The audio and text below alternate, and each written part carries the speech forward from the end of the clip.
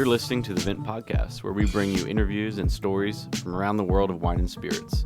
From winemakers and critics to sommeliers and master distillers, we'll explore the people and businesses who are instrumental in shaping the future of today's food and drinks culture. Enjoy the show. Hello, and welcome back to another episode of the Vent Podcast. My name is Billy, and you may notice the intro is a little different today because I am without my trusty co-host, Brady. He is off on holiday with his family and friends. So today I have something a little special for you, inspired by our guest for today, Alice Feiring. She is an author. She's a wine writer. She's been writing for decades. She's amazing. Our interview really provided a lot of unique points of view on how wine has progressed from the 90s into the 2000s, where it is today, and kind of how she played a role in helping vocalize some of these aspects of the change, especially kind of pushing back against the quote-unquote Parkerization of wines in the late 90s and early 2000s. Basically, a lot of wines trying to emulate a couple singular styles depending on their color. But she also wrote a number of other books, including her latest book, which is kind of a memoir through wine, basically it's more about her life through like different special bottles and wines in her life. So we'll touch on that, and we'll give you the name of that as well in the actual podcast, and it'll be in the notes as well. But before we get to this interview, we are going to do a book-centered episode, mini episode. I have 5 of my favorite wine books, including her book, The Dirty Guide to Wine, that she worked on with Pascaline Lepelletier. And I wanted to kind of walk you guys through why I like all of these books. Again, by no means, they're not necessarily these aren't the be-all, end-all. I love wine books, so I read a lot. So I don't think these are the 5 you only should have. There's a lot more out there, and I think we'll probably have a couple episodes on it. But these are 5 that I think are kind of fun from like a storytelling travel point of view. They're a little bit more interesting reads than maybe some that get really technical or some that become more reference books. So without further ado, let's dive into the books and then get to our interview. Book number 1. This was my very first wine book. If you're on YouTube, you'll be able to see these, but it is Wine and War. Basically, the description here is the French, the Nazis, and the battle for France's greatest treasure. What is really interesting about it is basically it talks about wine during World War II from the point of view of different people in the wine space. So one is from like a producer in Bordeaux. One is from somebody who lives in Champagne. One is from a merchant who lives elsewhere. So basically what you're getting is kind of the point of view of the war through a wine person's point of view. So whether they be a merchant, a grower, and basically showing how the war and all of its great impacts also had these impacts on wine, and how wine helped some people get through the war. Fascinating book. It also talks about kind of the French and the Americans racing to the Eagle's Nest, where Hitler had stored a bunch of wine. It's a really interesting story. Highly recommend it. It was the first book that I ever read about wine. It kind of got me into the subject, learning more. It was my first kind of touch point on like viticulture and some other things. So really interesting book. I highly recommend it if you're into history, if you're into wine. Definitely recommend it. Wine and War by Don and Patty Gladstrup. I've never actually read their names. The next book I recommend, I've recommended this various times on the podcast, but kind of moving forward in history. So those were the 1940s. We're moving forward now to Adventures on the Wine Route. Again, you can see it on YouTube, by Kermit Lynch. What I really like about this is, for those of you who know, or don't know, I guess, Kermit Lynch is basically one of the most famous kind of wine merchants, importers in the United States, bringing a lot of really interesting, well-made wines into the U.S. He prided himself on going to these producers, really understanding how the wines were made. In this book, he really wants to kind of find the producers who are really producing wines with a sense of personality, a sense of place. And this book is like half a travel book, half kind of a wine book. And he really vividly just like describes what the vineyards were like, what his drives were like, and kind of gives you a really in-depth look at what driving around France. I think it's maybe it's the 80s, 70s, 80s. But I can just open it to any chapter, and basically he goes to different regions. You guys might remember I went to Provence in May. He basically wrote a chapter about a couple of vineyards there that I got to see, and it's kind of cool just basically to hear his point of view on wine. Also, it's interesting how things have kind of come full circle, because when he's writing this, things are kind of moving towards the really clean, stainless steel, a lot of creating wine that was kind of more for mass, very clean wines rather than moving away from some of the old traditional methods. And also, the same way in the vineyard, talking about types of viticulture, and then moving into the winery, talking about unfined and unfiltered wines, which a lot of the same conversations we're having again today. So it kind of really shows kind of the cyclical nature of wine. It's just a great wine book, gets you really excited, makes you want to go have a drink from any chapter that you just finished. So again, highly recommend Adventures on the Wine Route by Kermit Lynch.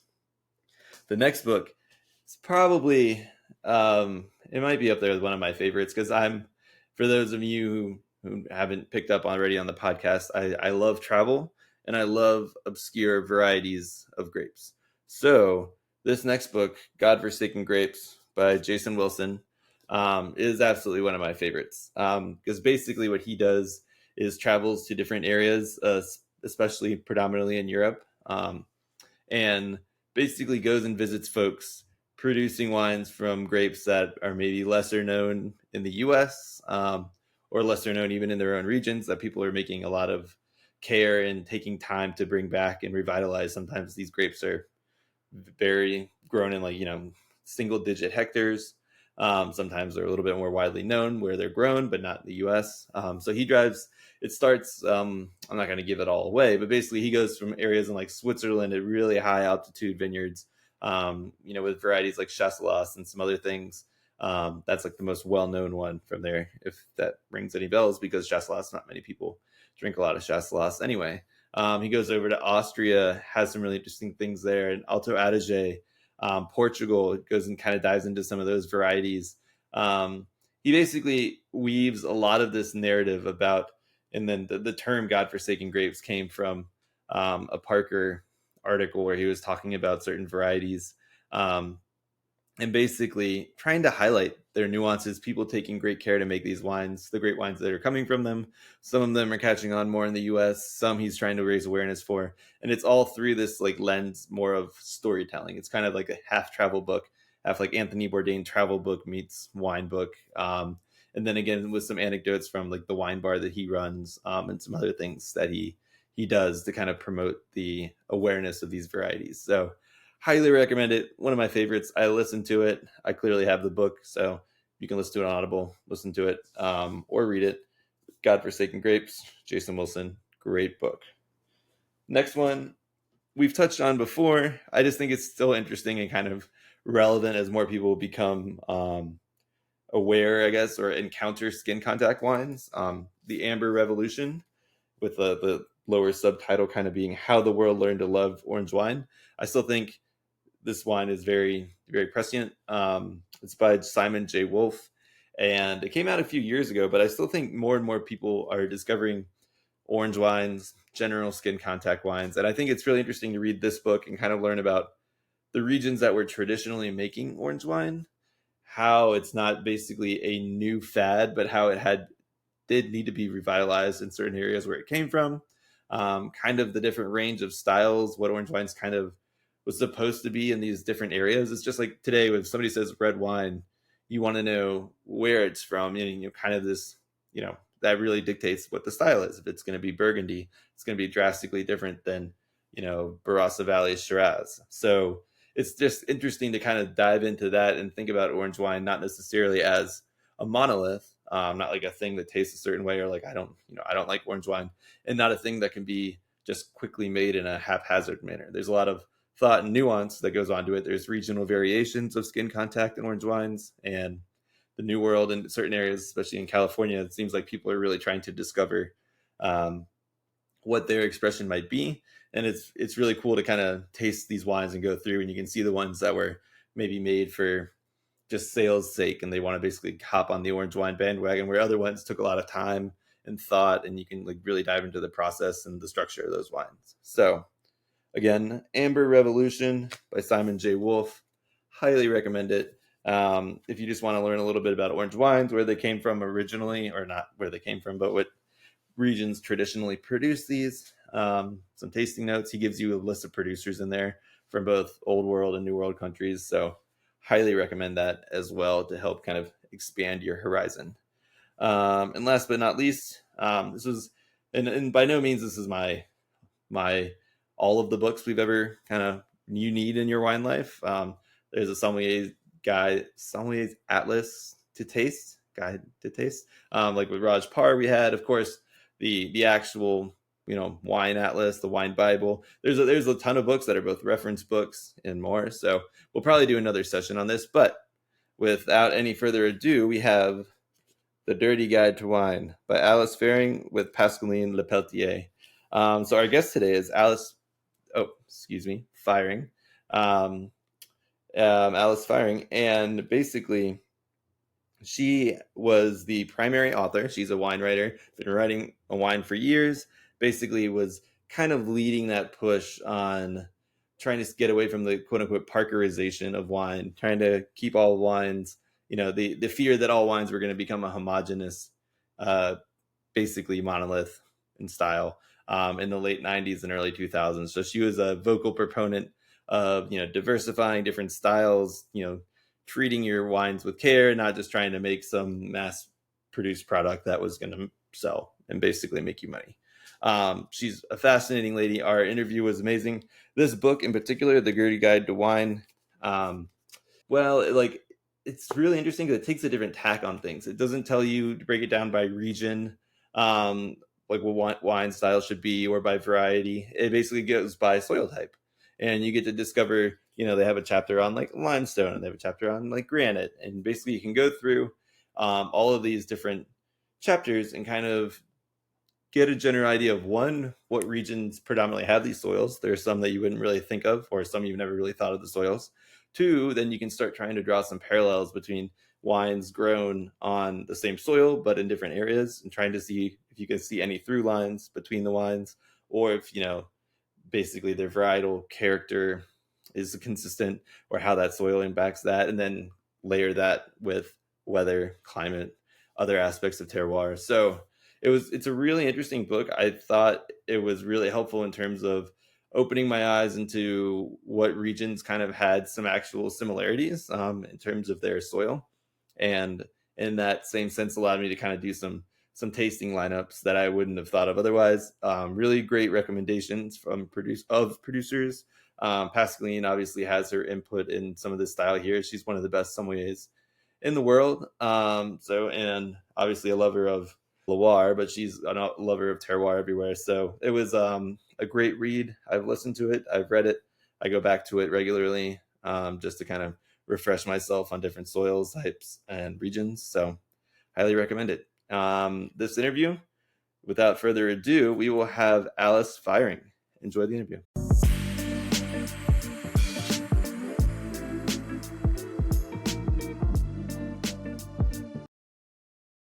All right, we are here with Alice Feiring. Thank you so much for joining us today, Alice. Great to be here. Thanks for having me. Yeah, so I've been trying to coordinate with Alice to get her on the podcast. I've actually been a fan for a while now. I read your Dirty Guide to Grapes, or Dirty Guide to Wine, sorry, with Pascaline a couple years ago. I've actually listened to it multiple times now. And then when we were thinking about guests to have, I was like, oh, Alice would be a great person to have, because you also have a number of other books. So could you kind of touch on a little bit about your background, maybe all of your books, and we'll dive into a little bit more in specifics of some of those, and then kind of what your main ethos is in the wine world, or your main focus. Okay. God, that's a very broad question. I could talk forever on it. How did I get into this? That's by accident. I never wanted to be a wine writer. That seemed, as it still does today, like a completely ludicrous idea. And it's only, like to want to be a wine writer unless you're independently wealthy. It's basically making a pact with poverty.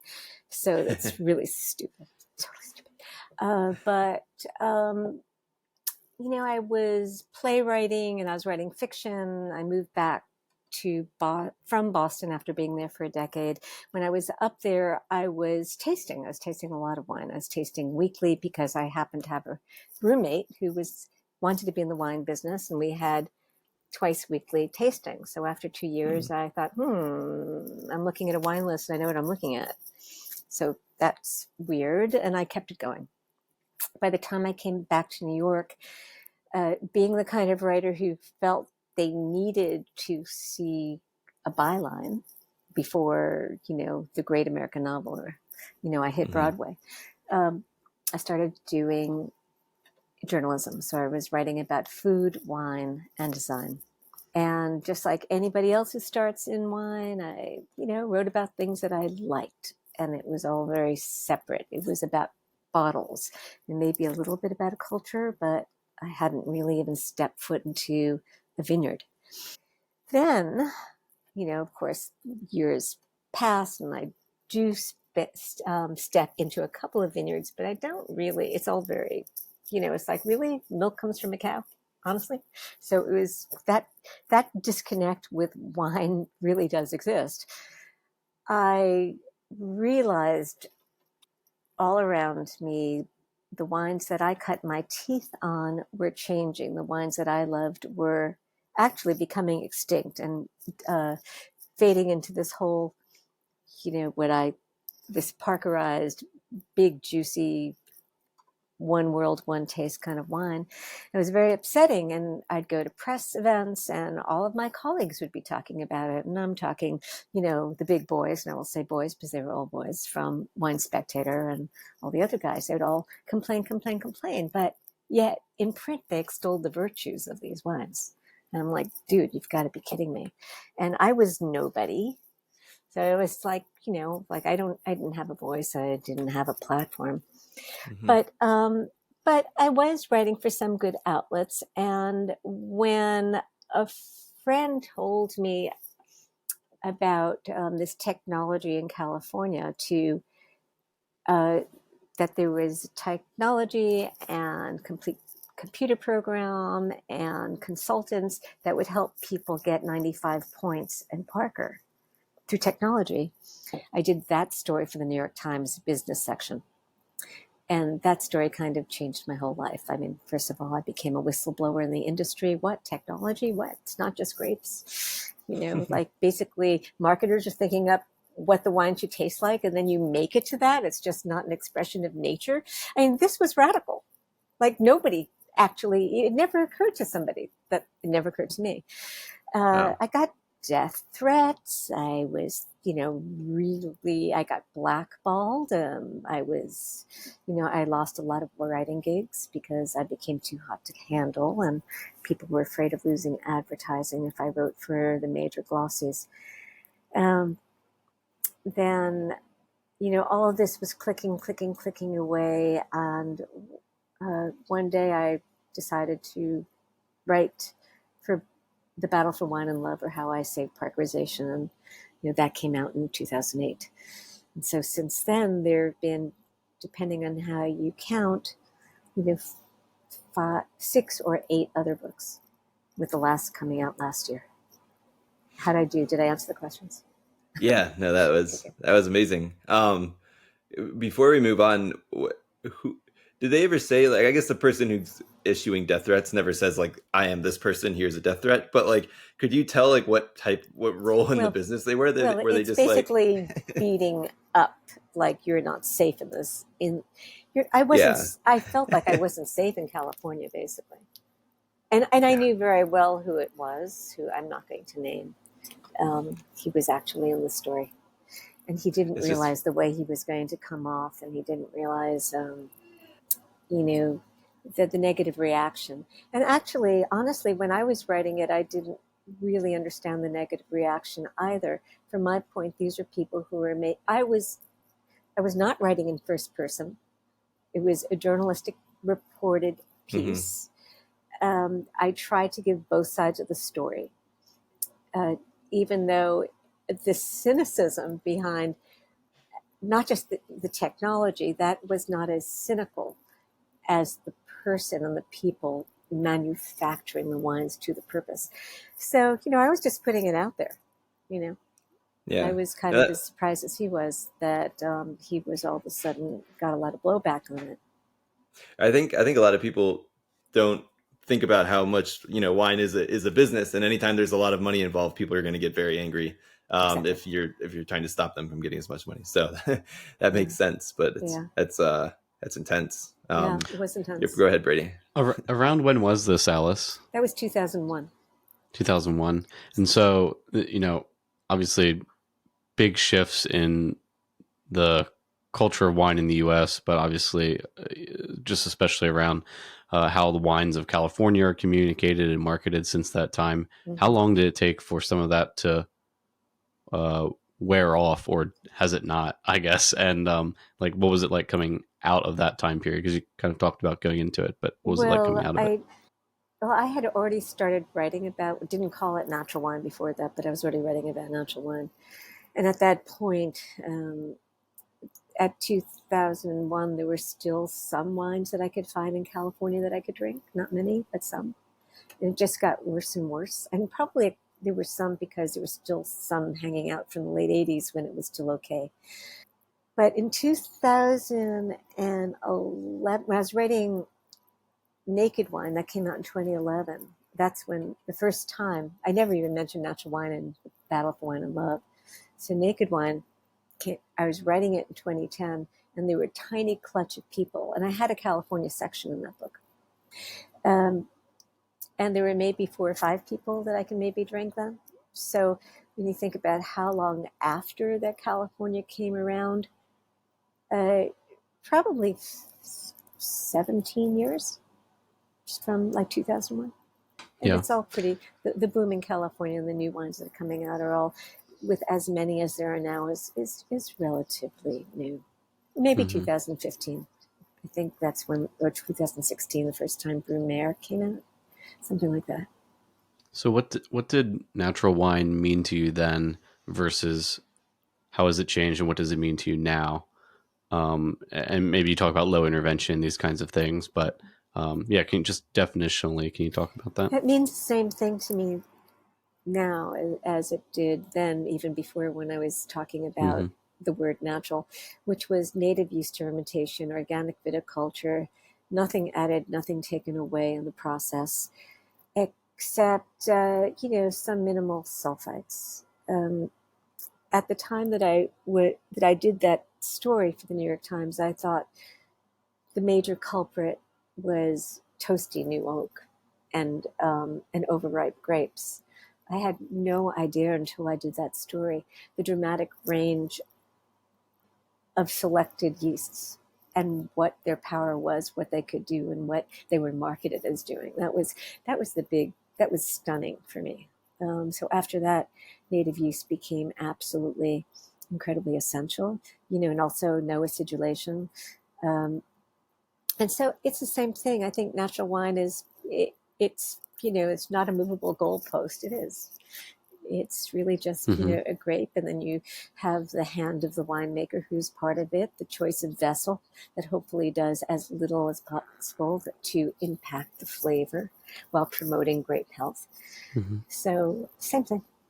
Can you, just for our audience, go a little bit deeper on the yeasts, naturally occurring yeasts versus some of the yeasts that are added and what they can accomplish in a wine? Can you just do a little bit of an overview for our audience?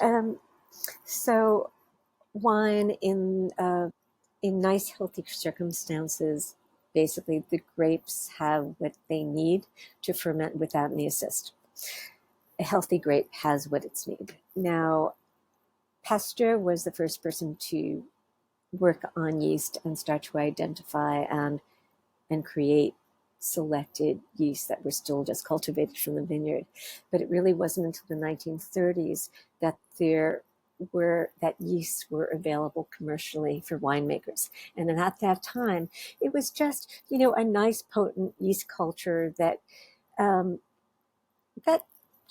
kept the wine cranking along. There are things that can happen, if there are not enough nutrients in the wine, if it's not really have everything that it needs, it might need a little bit of help. So that's why people started relying on selected yeast. However, back in those days, they were very simple. It's like baking bread with, Red Star. Very simple. Nothing, not horribly unnatural about it. But with time, and this mostly happened in the late 70s and the 80s, where there was a whole industry that could pinpoint the chemistry of that selected yeast, because there are so many yeasts that are involved in fermentation. And that's the beautiful of native yeast fermentation, because it's not selecting. It's just Saccharomyces is going to win the race. But within it, there are all sorts of yeasts that maybe a modern winemaker might be scared of, like Glycosera, but adds a little bit of the complexity. And with the selected yeast, you are focusing on certain amount or one kind or a few kinds of characteristics that you want that yeast to bring out. So if you want your Gruner Veltliner to have characteristics like Sauvignon Blanc, you can select for that yeast. And in fact, for a long time, Gruner Veltliner really did taste and smell like Sauvignon Blanc, because that was the yeast that they were using. That's kind of like the best example I could give you. But it's fascinating reading, to go on to Scott Labs or some of the other guys and read their claims, which are kind of outrageous. Like, you want a wine to have like a red currant forward aroma, this is the one for you. You want to promote the Cabernet Sauvignon, like tannic backbone, this is one for you. So that kind of thing. Yeah, I think you touched on it, especially with like aromatics. There are certain esters and other things that are specifically brought out of the wine during the fermentation process. Like, I don't know if many folks know that like grape must, before it's fermented, there's only a few grapes that actually smell kind of like they will when they come out. Like Sauvignon Blanc is one of them, but I think that's interesting. Another one. Yeah. Oh yeah. Yeah. Grapey. That's the beginner one. Yeah, Muscat. Wow, I recognize it. It smells like grapes. I got it all. Can you share a little bit more about your latest book and how maybe you've been able to, because clearly your life has been impacted by wine. Can you share a little bit about how your latest book kind of ties the two, your life and wine, together? Sure. So that book was called To Fall in Love, Drink This, a wine writer's memoir. And the way that came about, well, I've always written essays, and I've been lucky enough to have, a couple of Modern Love in the New York Times, and a bunch of other essays, personal essays written in the Times and elsewhere. And I wrote one in the beginning of the pandemic about drinking alone during the pandemic that was published in New York Magazine. And my agent said, I want a book of essays, which I said, well, that's great, so do I. But they're really hard to publish. She said, just write it and let me deal with it. I have been wanting to stop writing about wine for a long time. And I thought maybe this time, this will be my book without wine. But no, I was not allowed to do that. And so I basically created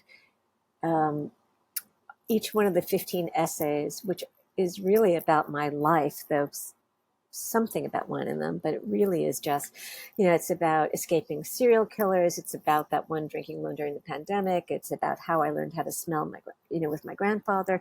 And it's kind of unusual for a wine book. There's not only serial killers, there's concentration camps and very significant moments of my life. First love, a guy who didn't drink, how do you deal with that?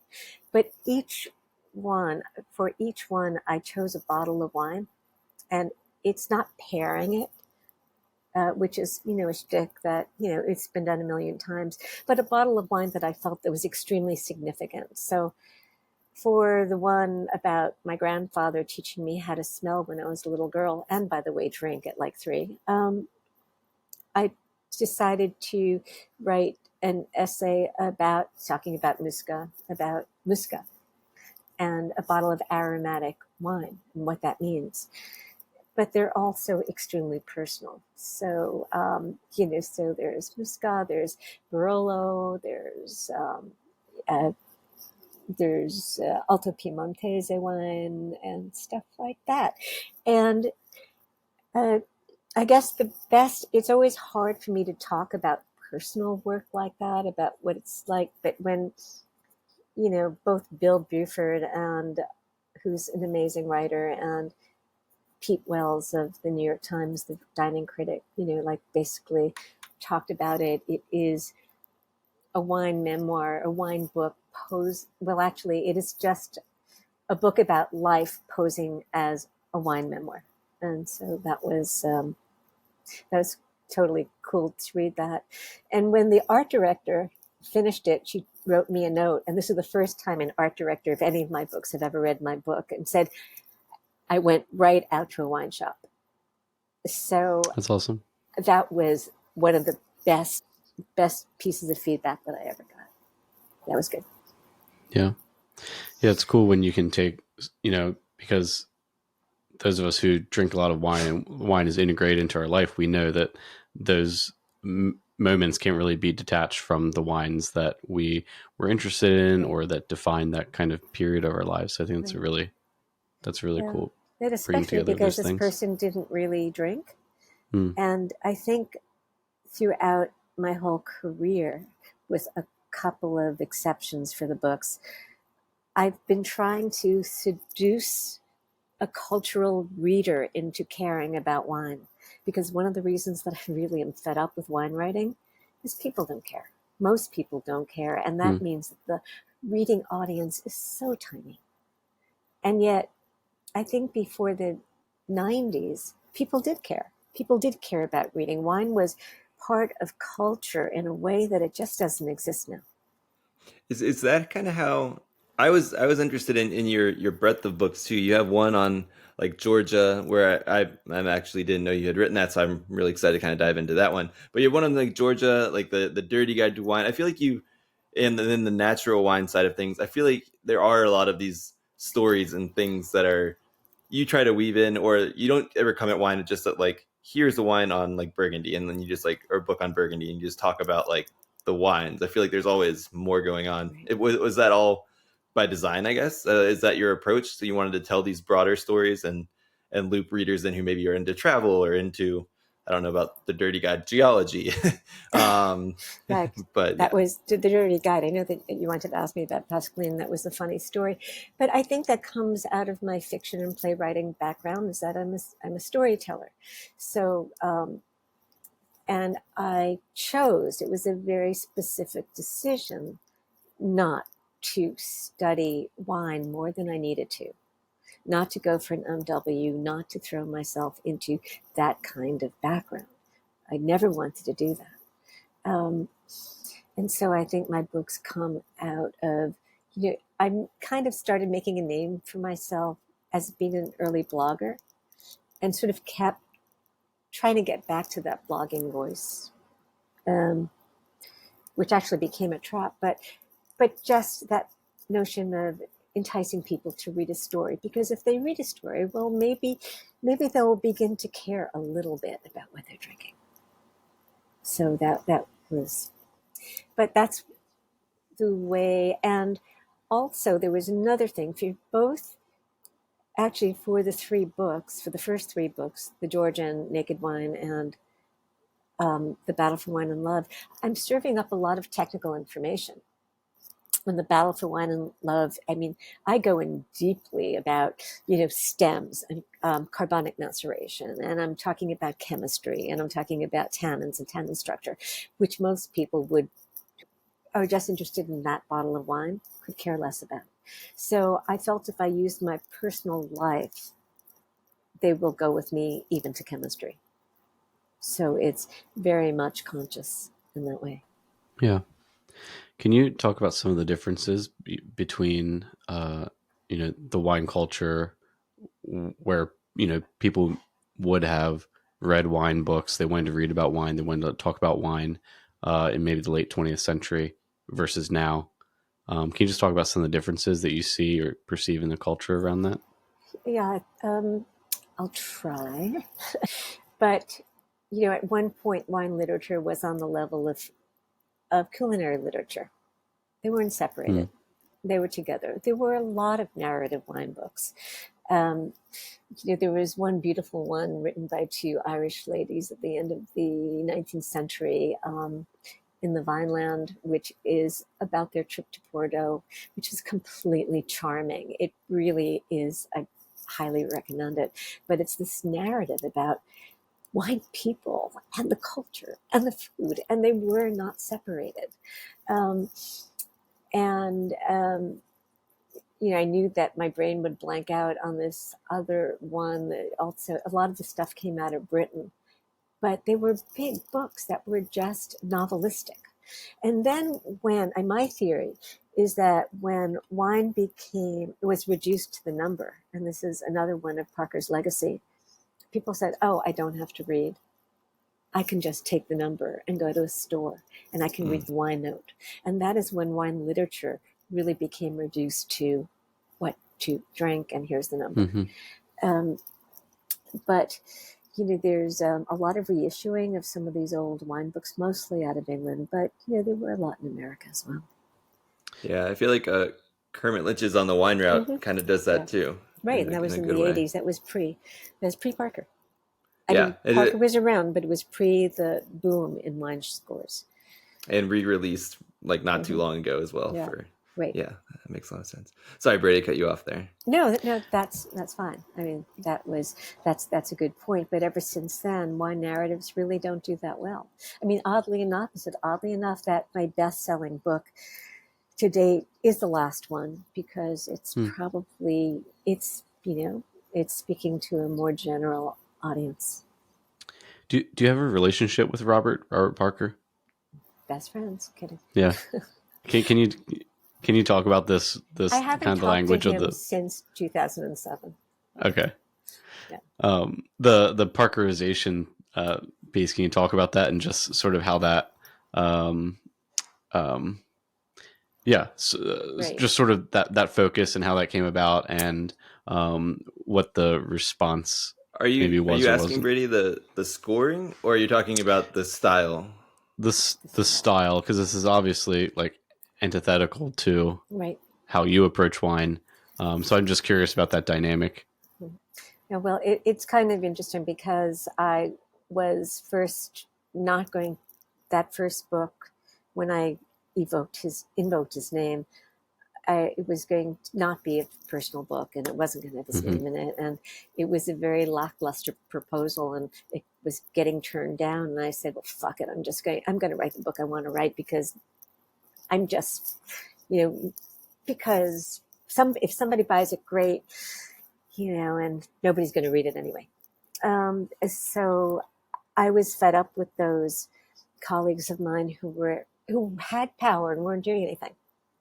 So it was kind of a critique about how this one world, one taste was taking over, and and basically the wiping out of the traditional wines of the world. So in that book, I was really going after the traditional wines, the old Barolos, the old Chiantis, the old, when champagne had life before it was, owned by LVMH.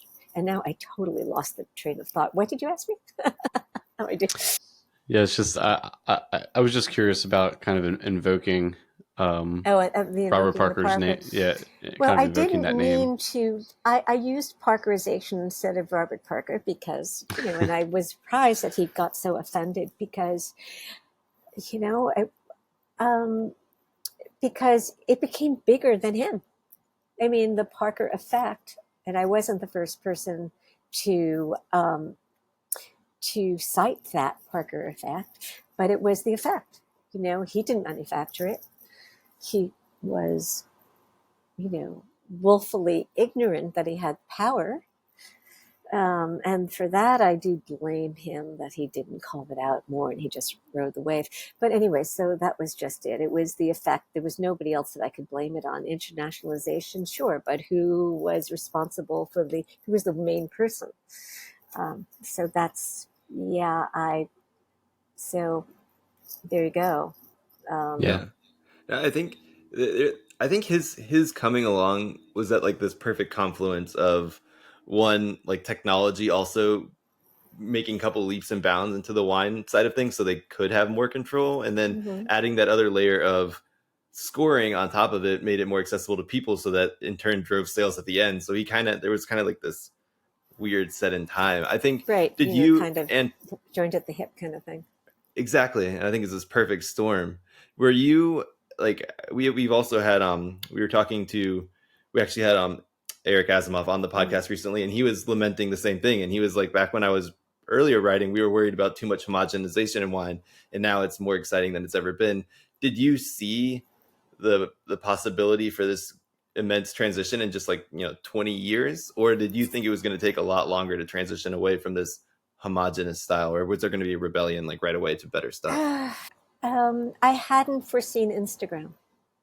I think it would have been a lot slower had it not been for Instagram. Twitter circulated and joined people and connected people, but because it wasn't image driven, it had not the power of Instagram, which really accelerated it like crazy. Before that, it was creeping along in a nice, slow level, but gaining traction. What I did envision, I knew that it would happen because, there's a certain truth in taste.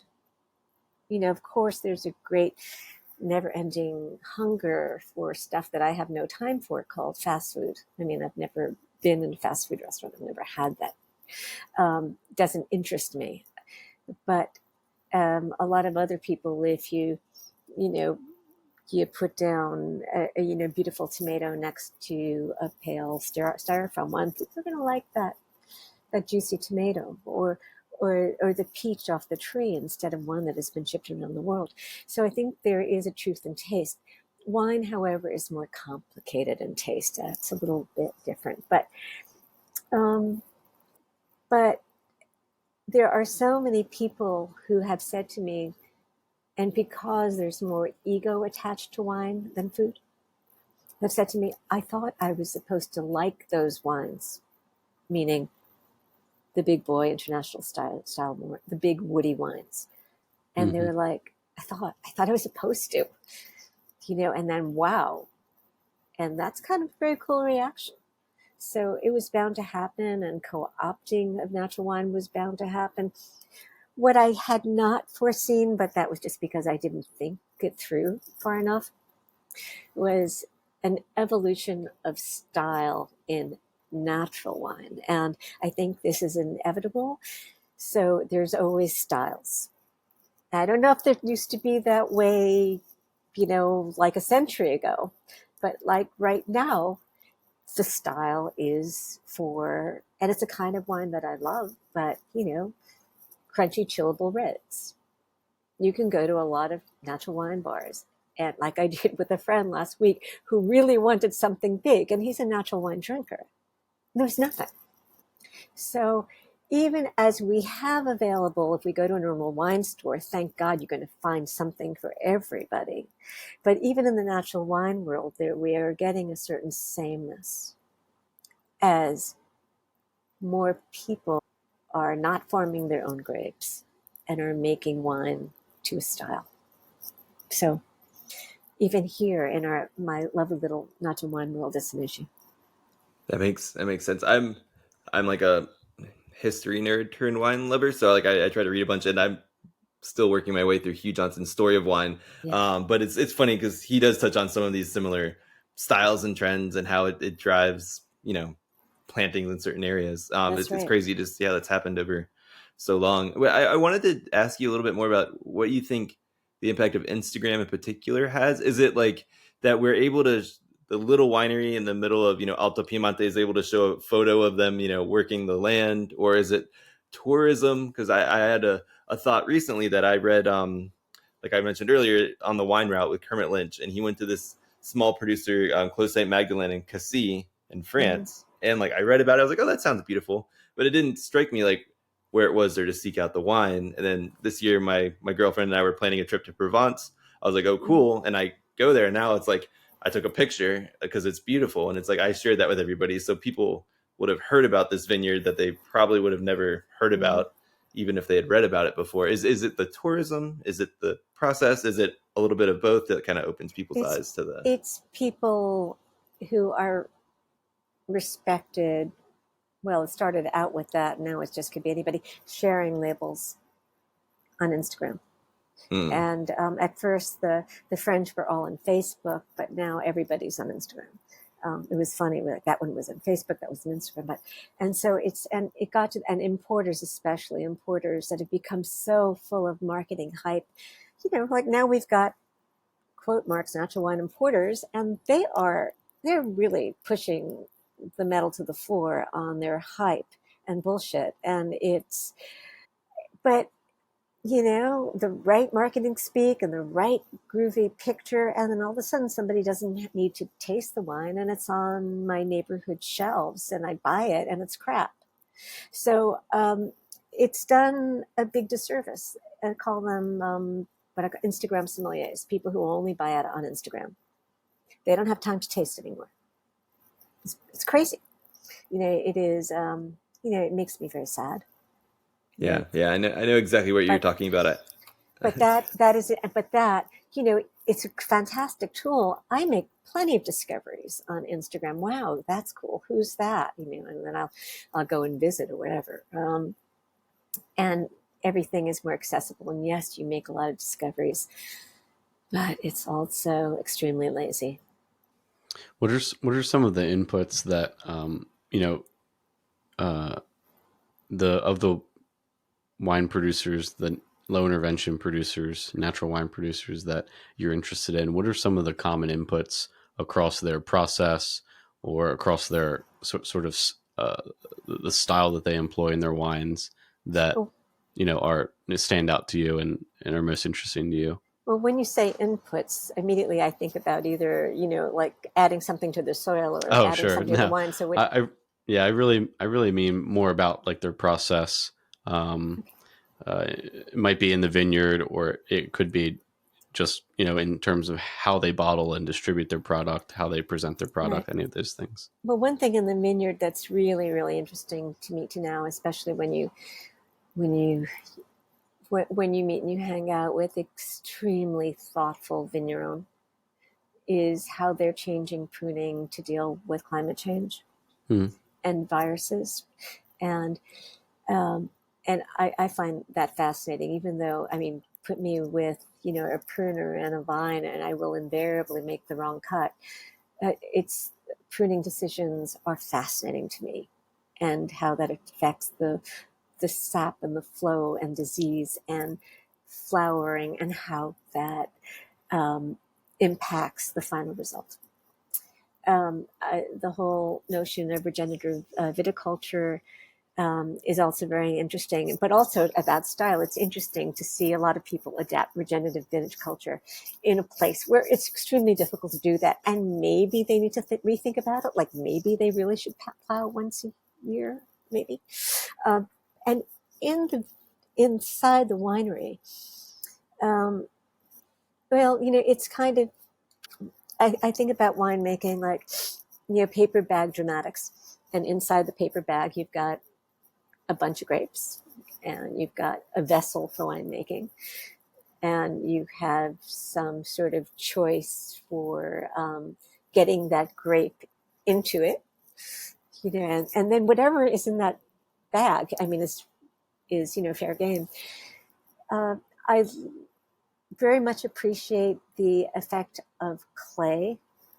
I love concrete. Mm-hmm. I'm having a new appreciation of wood, where before I'd want absolutely no wood contact. Lately, I'm tasting it like I'm spending a lot of time with Greek wines, and the Greek wines that I'm tasting that have spent, especially the whites that have spent time in old barrel, they have a depth.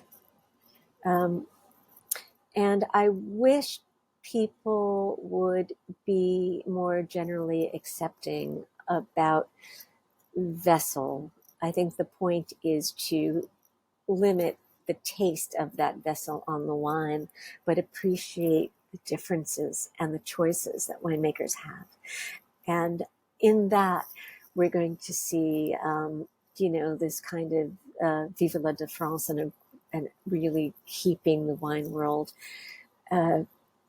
extremely varied and exciting. But I love when people are able to work without temperature control, and to basically, it's like, okay, let's see those gymnastic heats. Let's see what they can do. Let's see how complex they're going to get. But I also appreciate when a winemaker thinks they need to intervene and cool something down, because not every winemaker has the financial ability to lose entire year production. So I think that the drinker and the purist has to acknowledge that they may want to drink a certain kind of wine all the time, but the winemaker needs to make a living too. It's just so complex. I could keep on going, but I think I'm mostly attracted to crazy people doing crazy things. It is not difficult to make wine. It's not even difficult to make a drinkable wine that I would like to drink. It is magic to make an extraordinary wine. And thinking about that is fascinating.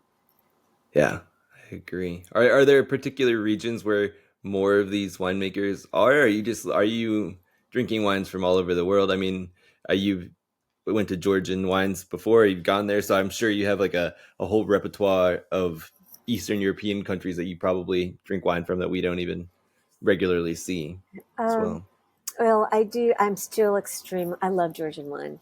Just love it. And it keeps on getting better and better as winemakers have more years under the belt and as they're really pinpointing, which they never really thought about, terroir. And like the terroir, the limestone in the West Coast is, pretty extraordinary, really fossil-ridden clay limestones, beautiful stuff. And there's something very exciting when your terroirometer goes off and you go, holy shit, this place, man, this, I got the vibe here. And when you put that together with a wild winemaker who's interpreting the soil, I mean, it's thrilling. So as much as you can see, I'd like to stop writing about wine. There's something about it that still gets me excited. I'm very fascinated in post-Soviet countries. So yes, as I call it, the slow Czech area, Slovakia, Czechoslovakia, the Czech Republic. And Hungary finally is making some wine that I can be interested in. Finally, it's really recent. But some things are surprising to me. I never thought I'd be loving the wines of Chile as much as I do now. Talk about a wine that had gone whole hog, new world. That was shocking, and I love the wines, especially for me, Tata and Bio Bio. Argentina still slow to come on board, still slow. Australia, I find, sorry, my friends in Australia, there are some wines that I find that I do like, and maybe it's the price point that keeps me from it. But I think that it's very hooked into a style, a very glue, barely there, maybe a little bit underwined style, a little shrill, trying to combat the overt heat and sunniness. Though recently I came across a couple of wines from, frankly, this wine is made by Bob. Hi, Bob, if you're listening. He's a subscriber to my newsletter, and I finally got to taste his wine. He's imported by Tess Bryant, and these wines knocked my fucking socks off. They were in that style, but they were complex and joyful. One was a Skinsey, and they were blends. I love blends. I love Vermont wines. There are a lot of places. Vermont, yeah, definitely a place that I'm, champion of. Has California and producers there done anything to assuage your kind of how you're disgruntled? You said maybe there were 4 wines that you would have drank. There were before.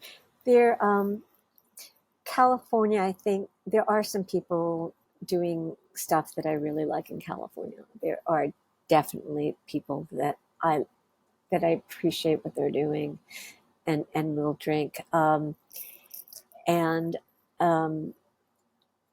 new people on the block. I think Raj Par's new project outside of San Luis Obispo, Phelan Farms, and especially his Scythian. His blends are quite beautiful. And down there, there's Scar of the Sea and Lady of the Sun. The wines are beautiful. Hank Beckmeyer, I can't wait to see what Hardy Wallace is going to do in his next incarnation. The last vintages of Donkey and Goat were far better than any donkey and goats that I have had for all those years. And something has changed. If you can find some of the 2022s, go ahead and pick them up. So I liked a little earlier Donkey and Goat. It's good to know yeah, they're they were even getting fine. better. Oh yeah, totally. And Brent Mayu's stuff. I think he's totally onto some stuff. That there's still I don't know. Is it there's still, unless you can find really the old vines, they're still working with some very funky rootstock. But if you can get the old stuff on St. George or X10, when you find those old vines, which is so rare, they have so much to say. And some of the most moving ones I had was made by Abe Scherner from the Los Angeles Project, which Raj is part of too. And those vines are incredible, and what they produce can be incredible, especially handled by people who've been working for a long time. So I think California is inspiring, but I think it's been marred. I think it's been marred by bad rootstock, by irrigation, by planting where you shouldn't plant, and you're planting the wrong things. You don't call me crazy, which I'm sure people will, but I'm not sure Cabernet is what you should be growing in Napa. They're laughing all the way to the bank, but, so as more, like bring back Carignan. Carignan belongs in California, and Carignan is a gorgeous grape in California. So I still can go on and on about the failings of California, and yet there are people doing beautiful things, and more power to them, because it's hard to do beautiful things there. Yeah, luckily we are seeing a little bit more old vine Carignan, like from like Lodi and stuff. I live in Los Angeles, so I've seen a little bit more. I got to go to a tasting with Raj and Abe, which was really cool. So that Palomino, I think those one. Whoa, Oh yeah, whoa! So much of the stuff that they're doing, I was like, it was amazing. You would never guess where it came from or where the grapes. So in your sense, that's cool. It's when you were mentioning Chile, so that was more like some of the cooler climate. Are you mainly looking at like some of their whites, or are you talking about some of the Pinots from up that way? Like I know they tend to be a little cooler. Pais. Nice. Yeah. Pais. The Pais nice. And the white plums, and they're doing Muscat with a lot of skin contact, which makes absolute sense because you got to dull that aromatic somehow. But the Pais is beautiful. The Carignan that I've had, they're beautiful. Even Syrah from the north, there really is only one person that I like to drink. They're extremely, extremely old-fashioned. A very old-fashioned producer that is making wine in the way they used to in old cowhide. Oh wow! Yeah, that was the first time I tasted that. Being a vegetarian, I had to like it past that a little bit, but now I got to get my hands on that. Yeah. For so long, wine was transported and stored in cow or in animal hides, right. And I've been thinking about it. I'm like, what did that used to taste like? I think some mezcal might be aged in that too. So I'm gonna get my hands on that stuff. So moving, looking forward. I know we're getting close to our time here. What do you think? Where do you think the wine world's going to go in the next 10, 20 years? Are we going to go? Is it going to be dictated by climate change? Is it going to? I mean, money leads everything, but what do you think is going to be driving forces, and where is it going to take us? We have just a few minutes now. I know that I didn't answer your questions about Dirty Guide to Wine, which I want to very briefly, and then get on to the future. That's great. I wrote Dirty Guide to Wine because I got fed up. Well, actually, I was trying to do a memoir about a serial killer, but I wasn't allowed to. We want a book. We want another wine book. I said, well, nobody reads wine books. I don't want to do another wine book. And so I decided I was going to write for that particular editor the geekiest proposal ever, and they were never going to buy it, which is the Dirty Guide. And basically, drinking according to soil type instead of a grape, and they bought it. Oh well.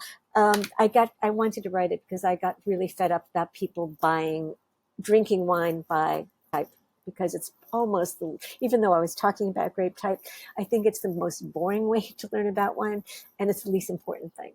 the right marriage is important, and where it is important. And then you go where it is, then you can just talk about the grape type.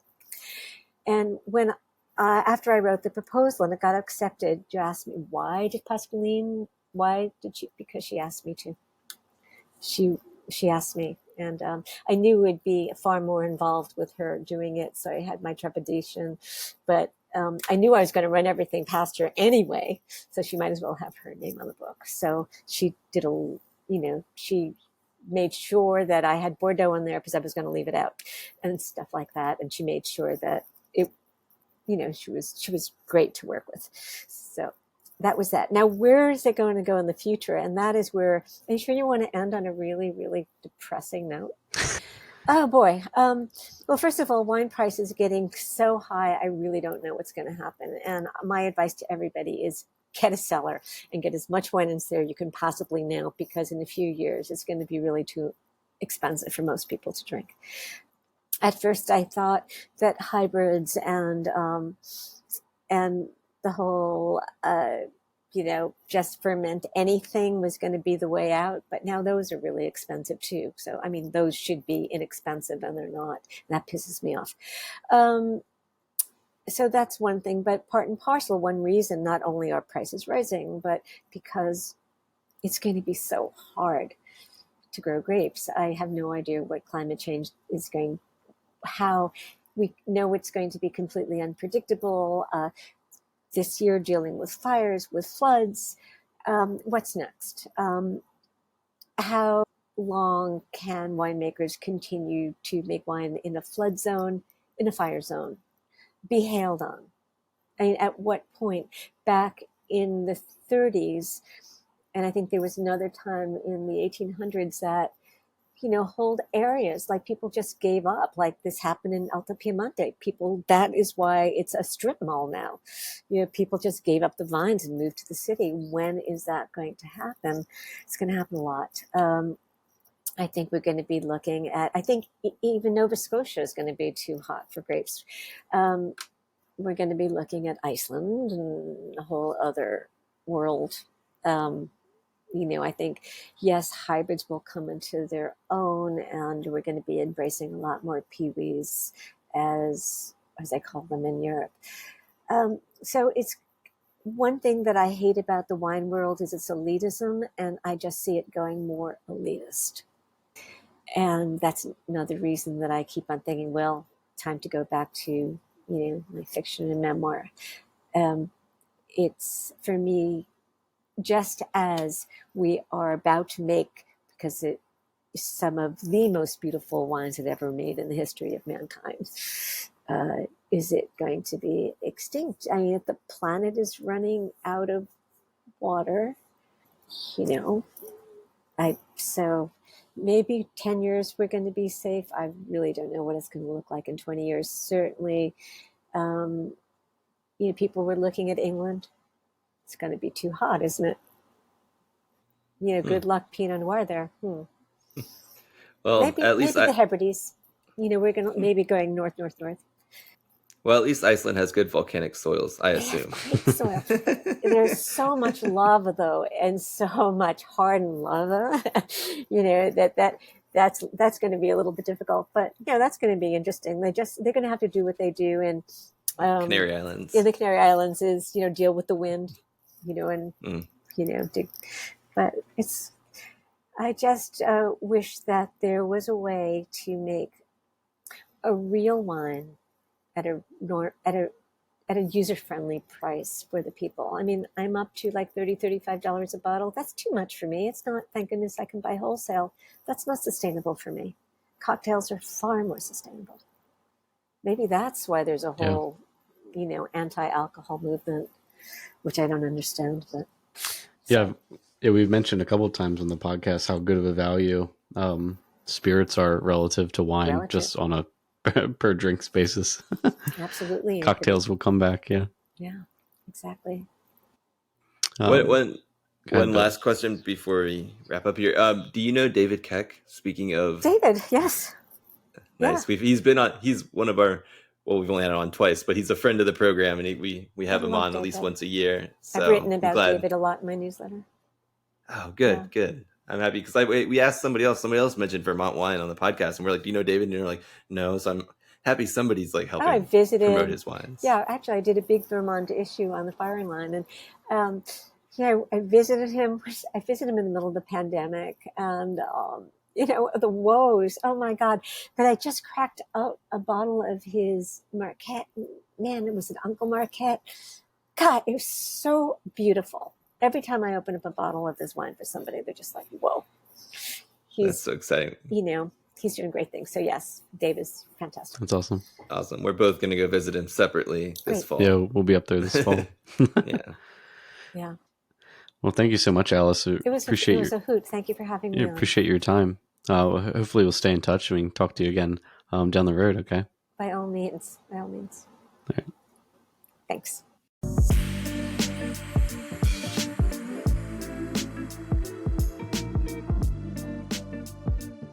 All right. And that was our interview with Alice Feiring. I hope everybody loved her different points of view and her passion for wine and her journey. There's an underlying passion for wine, no matter, how your wine journey goes and how you want to meander. There's always that passion, and she just has such a zest for life in general. It's such an interesting story, I guess, to follow and in person to speak with. It was a great interview. I hope everybody else enjoyed it as much as I did.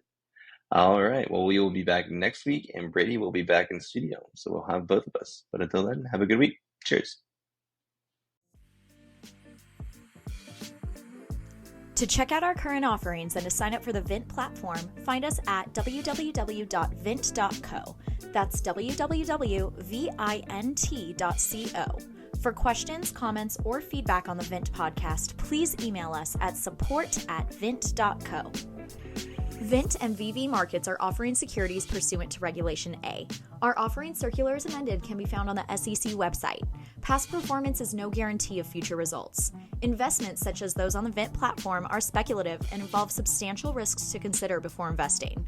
We may provide communication that may contain certain forward-looking statements that are subject to various risks and uncertainties. Information provided in any communications, including this podcast, is not legal, business, or tax advice. All prospective investors should consult a legal, tax, or business advisor concerning the subject matter of any communications and any offering.